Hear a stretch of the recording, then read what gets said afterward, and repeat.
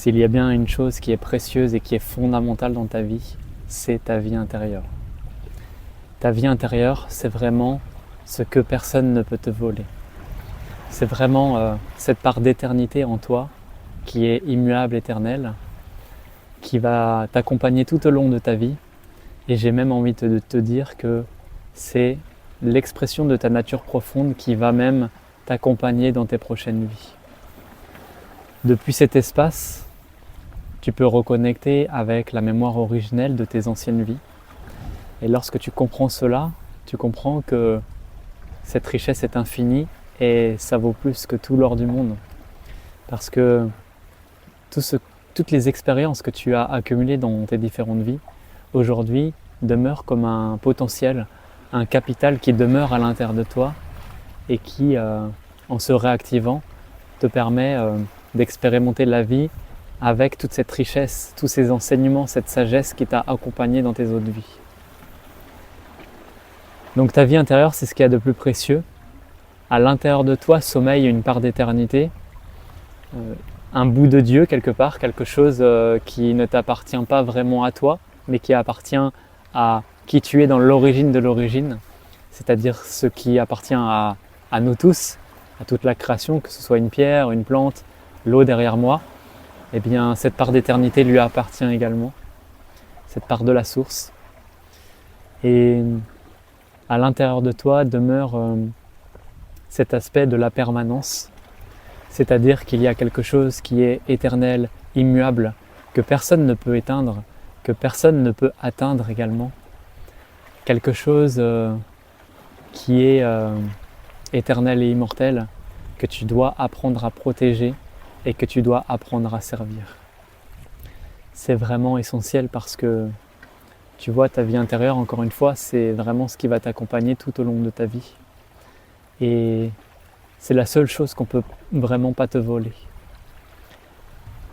Parce que cette chose-là t'appartient à toi, appartient à Dieu, cet aspect de ton être supérieur à l'intérieur de toi.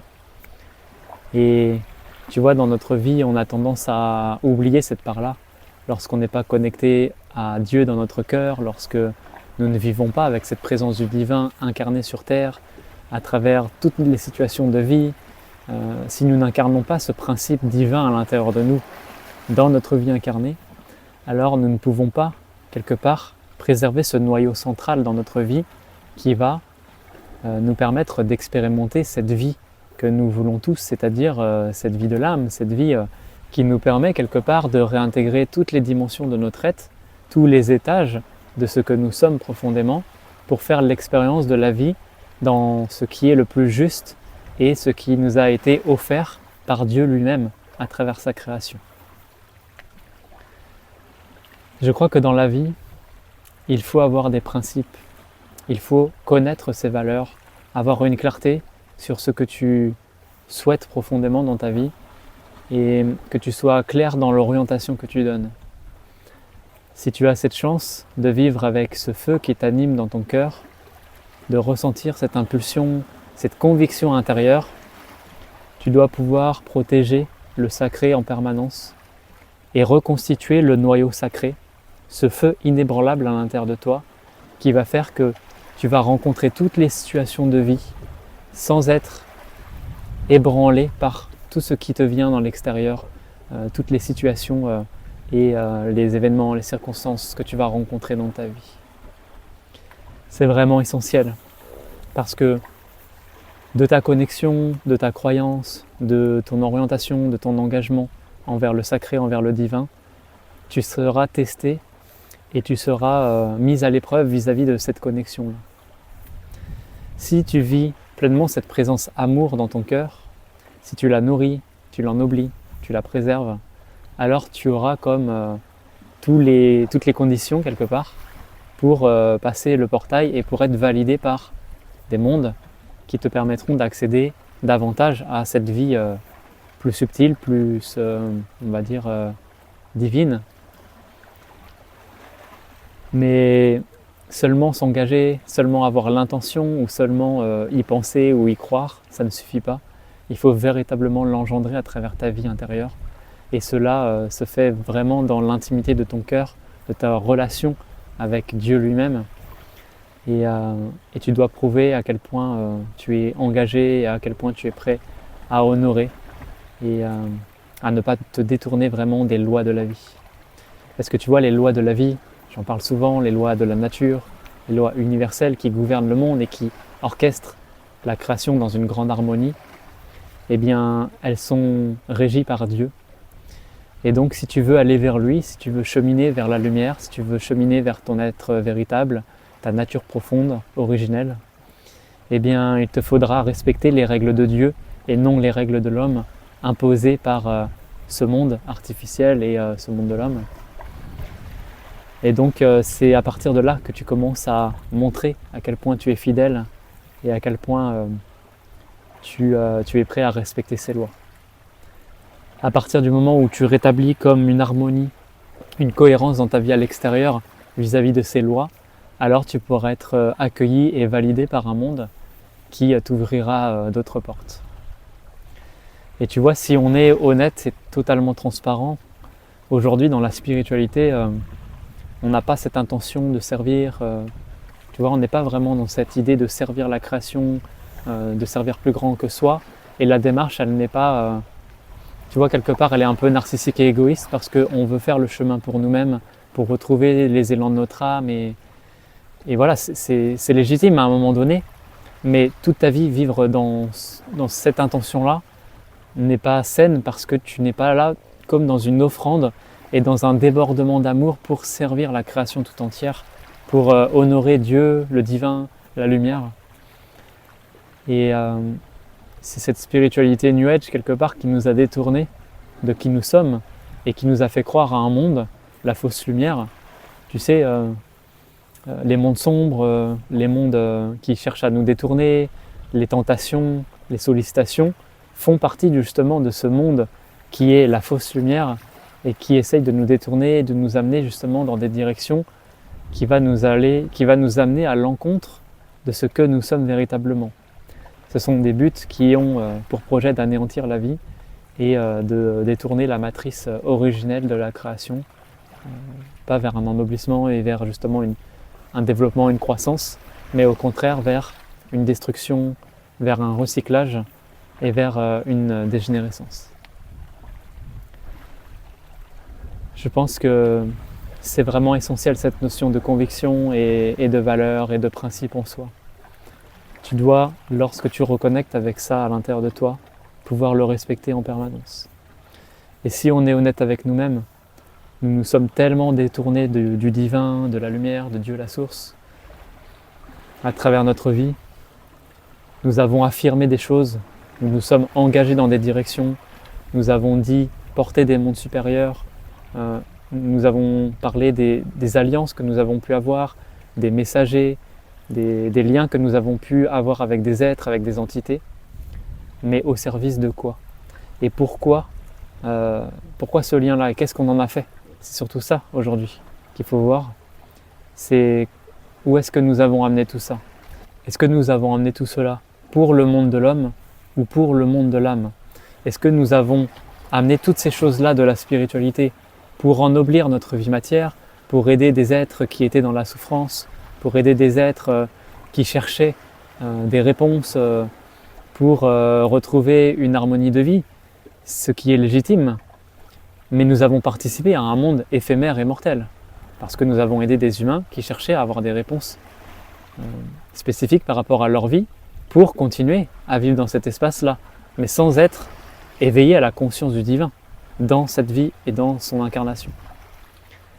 Ou est-ce que nous sommes au service de l'âme, au service de la création tout entière, en étant dans une offrande à la vie, sans chercher à contrôler, à détourner, à prendre pour soi uniquement, ou faire vivre certains mondes, ou récolter des choses par intérêt.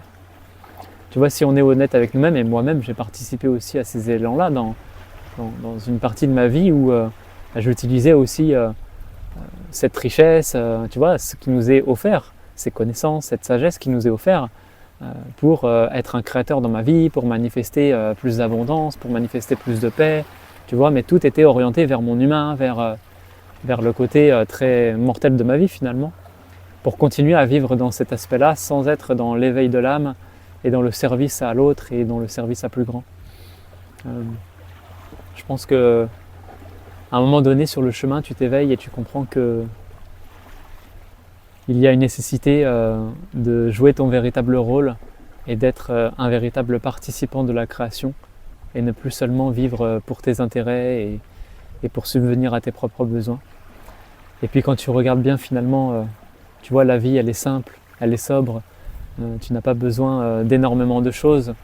Et si tu crois encore que tu as besoin du système pour vivre, c'est qu'il est en train de t'alimenter sous perfusion, inconsciemment certainement, pour que tu continues à alimenter et à enrichir ce système. Alors que quand tu commences à t'affranchir et être libre véritablement dans ton âme, dans ton cœur, je ne te parle pas de juste vivre ta liberté financière, être indépendant, ça c'est juste dans un aspect. Mais si tu veux être vraiment libre dans ton âme, alors tu comprendras que ne plus être attaché à ce monde, ne plus être dans l'injonction, les injonctions du monde de l'homme et dans ces systèmes et dans ces lois que lui-même a créées, tu comprendras que c'est là la véritable vie. Elle se trouve ici et c'est là la vraie liberté, c'est là où tu vas vraiment l'expérimenter.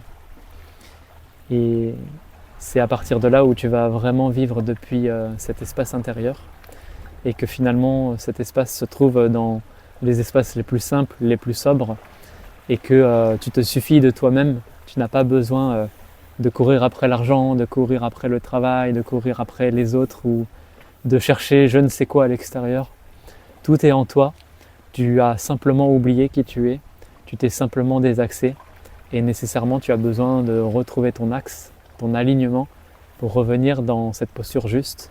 Comme je le disais, vraiment réintégrer tous les étages de ton être, les différents étages, dimensions et les replacer correctement pour que tout soit à sa place, tout soit dans une cohérence et dans une harmonie pour pouvoir expérimenter véritablement l'existence en étant dans cet aspect plus incarné, dans l'aspect divin incarné, dans l'aspect de la lumière profondément enraciné dans la terre, dans le sol.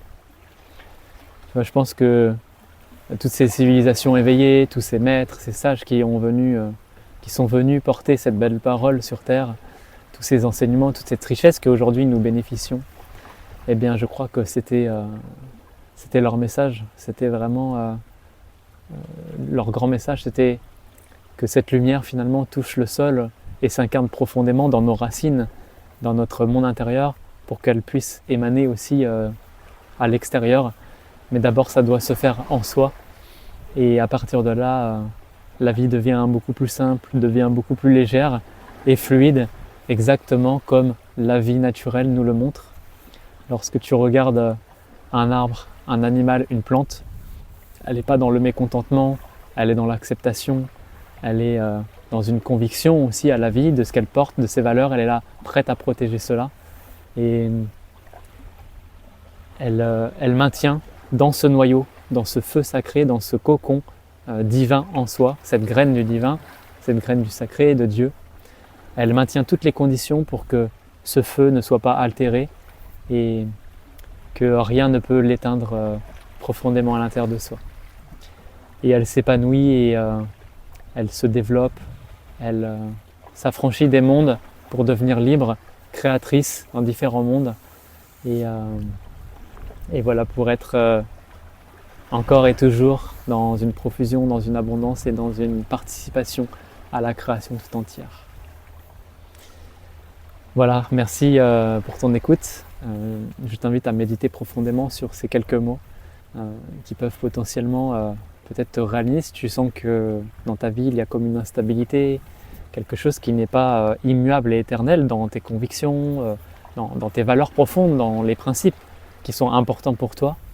Peut-être qu'il y a comme une instabilité, des endroits où il peut y avoir encore des déséquilibres, des zones où ce n'est pas respecté.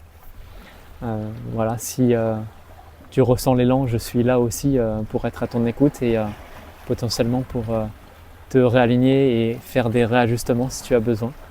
Donc n'hésite pas à me faire un commentaire ou à me contacter directement en privé si tu le souhaites. Je te souhaite une magnifique journée, prends soin de toi Et je te dis à très vite dans un prochain partage.